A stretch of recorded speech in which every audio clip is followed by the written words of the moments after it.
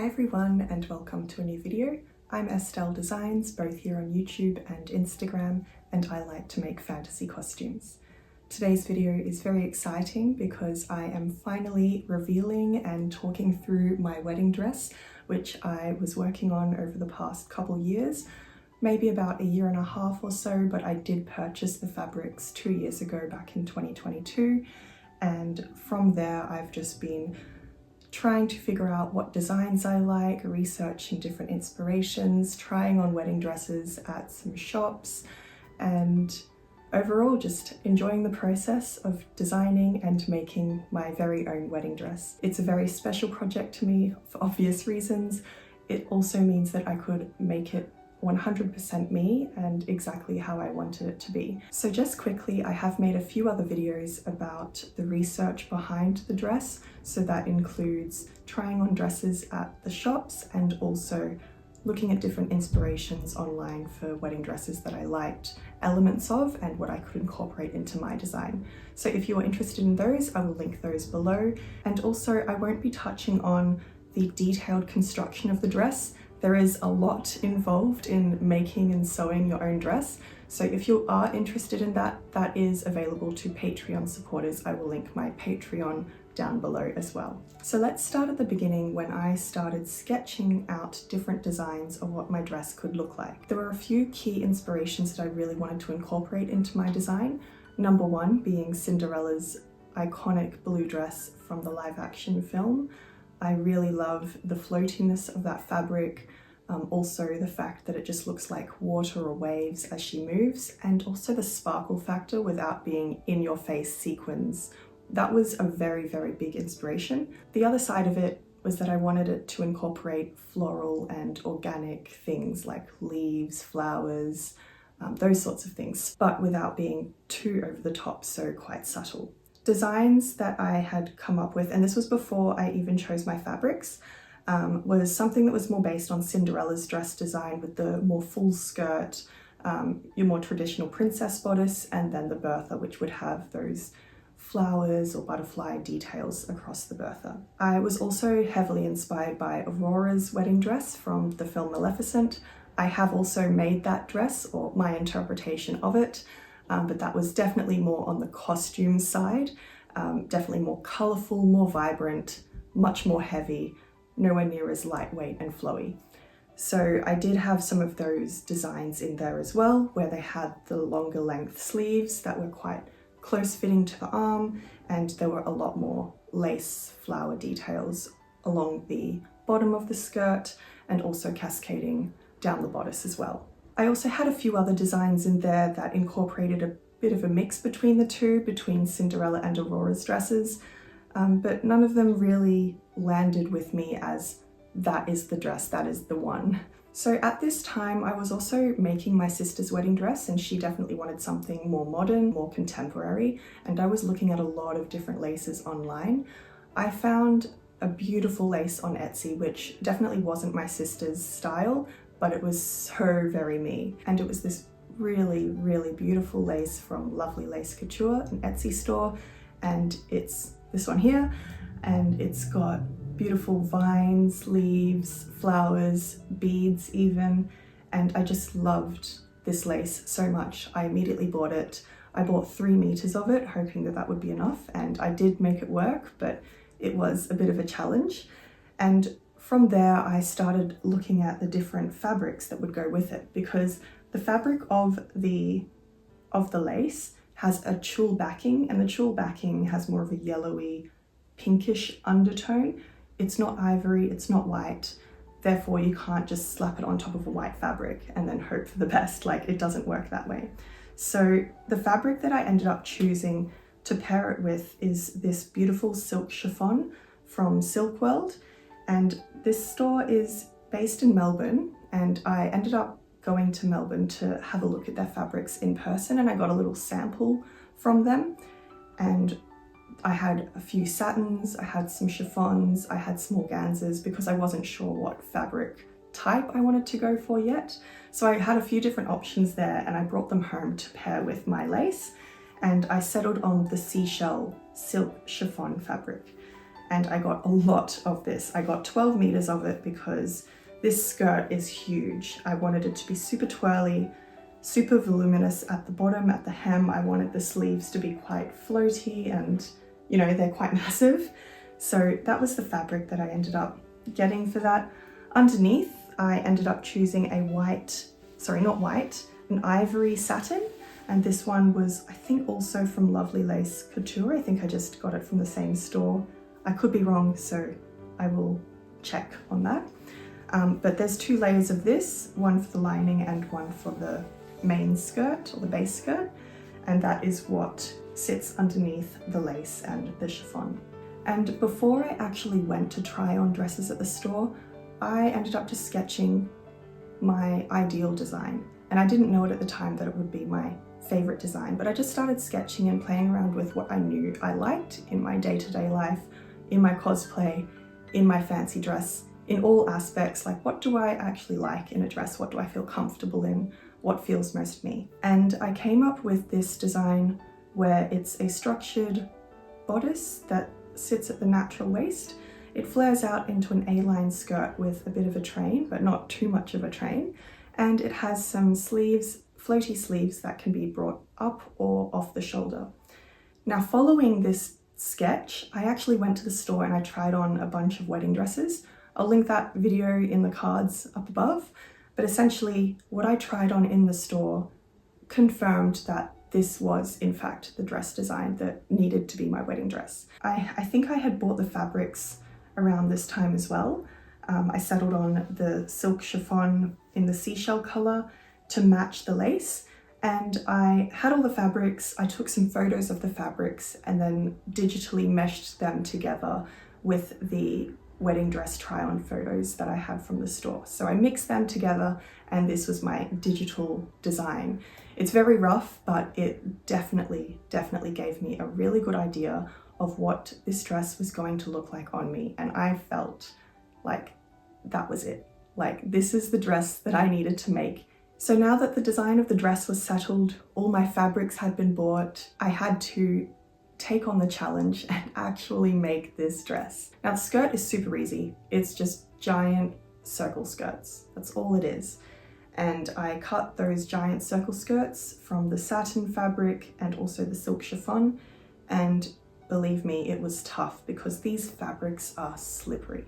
So slippery.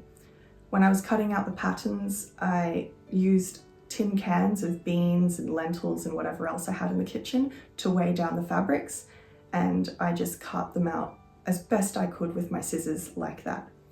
And that's essentially the skirts. The train, it just extends a little bit wider than what that original circle radius is, and that's how I can best explain it. I will put pictures up on the side there so you can see. And I just made sure that the waist of the skirt was large enough to fit around my hips, and I knew that it was going to be gathered to the bodice of the dress. So I made sure to cut the skirt quite long, longer than what I needed it to be, because it is always easier to shorten something than it is to lengthen something when you've cut it too short. Now, the biggest challenge with the bodice is the fact that the chiffon and the satin are such lightweight, slippery fabrics, which means that you need something underneath to help with the support and structure of the bodice. You need to have interfacing, you need to have like a cotton lining so it's nice against the body and against your skin. And I think those were the things that I just kept toying with, how I was going to make it, what sort of boning I was going to use. Was it going to be plastic boning? Was it going to be spiral steel boning? I wasn't sure. Instead of just using random fabric from my stash as interlining and lining, I actually went to the store and I bought iron-on lightweight interfacing to help with stabilizing the chiffon and satin layers. And I also went to the store and bought some really nice high quality cotton voile to line the whole bodice with. For the boning of the bodice, I ended up using a mix of spiral steel boning and also synthetic whalebone. And I think that was because of the different lengths. These were all pre-cut boning, so just based on the different lengths of boning that I had, I used what I could in the bodice that was steel, and where I didn't have steel that was long enough, I used the synthetic whalebone. I also did forget to mention that the pattern I ended up using was Nikita Cosplay's Self-Made Princess pattern. I used that and modified it a little bit. So using her pattern, I cut all of the pieces out. I constructed the bodice together, just using standard methods. And I think key here is to really iron, press, and clip your seams every step of the way. That is the way to make it as clean as possible. So at the back of the bodice, I put in some silver eyelets, which were going to be covered later with thread, but I wanted silver because I do generally wear silver jewellery.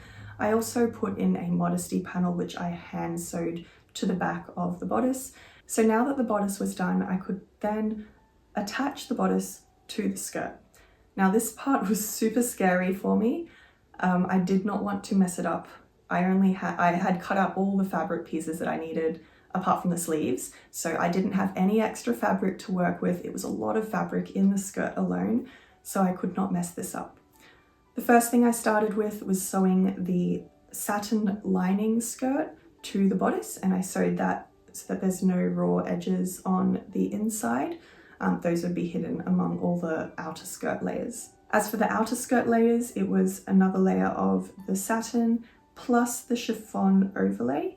And because I wanted to add the lace and integrate the lace with the seam line of the waist, I had to attach all of that at the same time. So the first step was to baste together the satin and the chiffon overlay. And then once I had done that, I wrapped the lace around my mannequin, around the skirt, and started figuring out where I liked it best placed. And once that was pinned, I just hacked off the top along the waistline and then basted all of that together.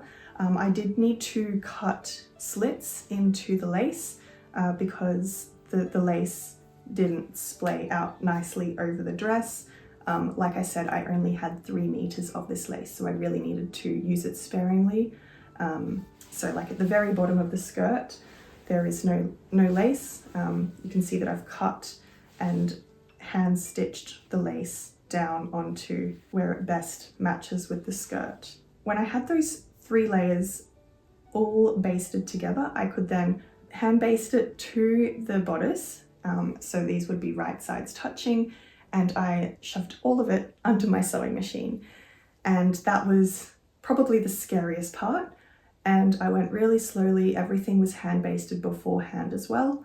And I managed to have a great success. I added some extra lace bits along the waistline to, I guess, disguise where that seam line is. I didn't want it to be too obvious.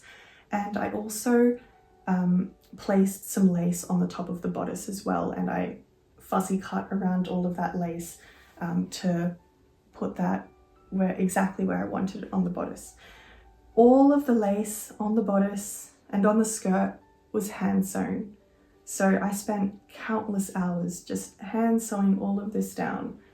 So it really is a labor of love, but I love how it's turned out, and I know it's completely unique and no one else on the planet has this dress. It's very special. So for the hem of the skirt, it's just a simple rolled hem using a rolled hem foot. I have worn this dress, so the hem is a little bit rough, but it's held up really well. Likewise with all of the satin layers, it's also a rolled hem all the way around. And it has that really cute like curling effect, which is just super cute, and I love how it just looks like ripples of water as you move. Next was the sleeves. They're essentially giant rectangles that were sewn together with a bit of a curve along the top for the shoulder, because I ended up thinking, yeah, I'll wear them on the shoulder rather than off the shoulder, but there is the option to pull that off the shoulder if I want. But for the whole wedding, I wore it on the shoulder. I think that is just more me, but I'm glad that I have the versatility. On both the top edge and bottom edge of the sleeve, there is just simple elastic. This is in a nude color, so it matches my skin tone. The base of the sleeve along the arm side was hand sewn to the dress, and I also added some really cute bits of lace, flowers and leaves across the shoulder of the sleeve. And turning her around now, it doesn't fit my mannequin, but you can sort of see here that there is the modesty panel, and then I just used some really nice pinkish ivory ribbon threaded through for the lacing, and the eyelets were just hand sewn down with pink thread just to match the dress better. I didn't want it to be obvious that there were eyelets, like silver eyelets there. And then for the skirt, there's just a few hooks and thread bars which just attach the skirt, and underneath I wore a petticoat. So that is that. And I also had a hairpiece at the back where my veil was, which was two different hair pieces. One of them was silver and one of them was gold with pink flowers, and I wanted the pink flowers and the silver tones of the first hairpiece, and I ended up picking them apart and combining them together to create my custom hairpiece for my veil. And just before I wrap up this video, I also wanted to mention one super fun fact, and that is this lace is actually the exact same lace that they used on the Bridgerton show on Netflix on season 2 for one of Edwina's dresses. And they've used the same lace for Eloise, but in a different colorway. I think it was a more blue-greeny colorway, and this one is the pink version. So that's a fun fact, and the sun is gone, so I better leave it there. I hope you enjoyed this video, and until next time, stay creative.